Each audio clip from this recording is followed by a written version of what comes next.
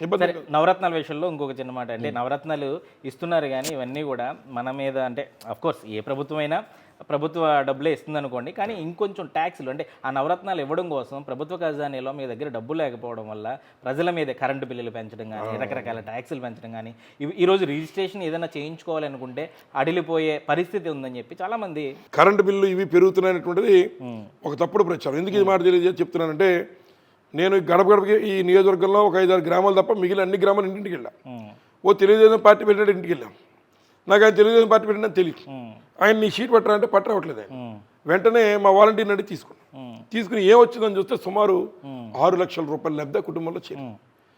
అట్లాంటి వాళ్ళు ఆయన ఎందుకు బయట అప్పుడు అర్థమైంది నాకు. బయటకు వచ్చి తిరిగితే ఇది చూసే ప్రజలందరూ అయ్యి బాబా 6 లక్షలు తీసుకుని కూడా ఇలా వేరే జెండా పట్టు తిరుగుతున్నాడు, ఎంత దారుణం రా ఇదని చెప్పి తిట్టుకుంటారని చెప్పి వాళ్ళు ఎల్లు దూరుతున్నారు.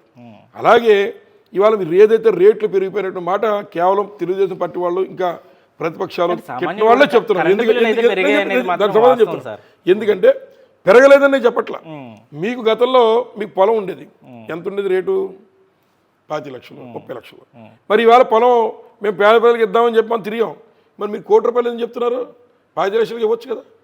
అట్లా ఇవాళ సామాన్య ప్రజానికైనా కూడా సమాధానం చెప్తుంది ఏంటంటే, కరెంటు బిల్లు లేదా నిత్యావసర సరుకుల ధరలు, మీ పిల్లలు హైదరాబాద్లో చదువుతుంటారు, మీరు కూడా హైదరాబాద్లో ఉంటారు కాబట్టి ఇక్కడ ఎంత అక్కడ ఎంత వ్యత్యాసం ఏంటో చూడండి. లేదా మోడీ గారు ఉన్నారు, మోడీ గారు గుజరాత్లో కూడా మరి అక్కడ ఉన్నటువంటి పప్పు ఉప్పు రేట్లు ఎంత ఉన్నాయి ఇటు ఉన్నాయి చూడండి. కరెంటు బిల్లు అన్నీ కూడా చూడండి. అన్నీ కూడా 1-2 రూపాయలు అటు ఇటు డిఫరెన్స్ ఉంటాయి తప్ప వేరే ఉండదు.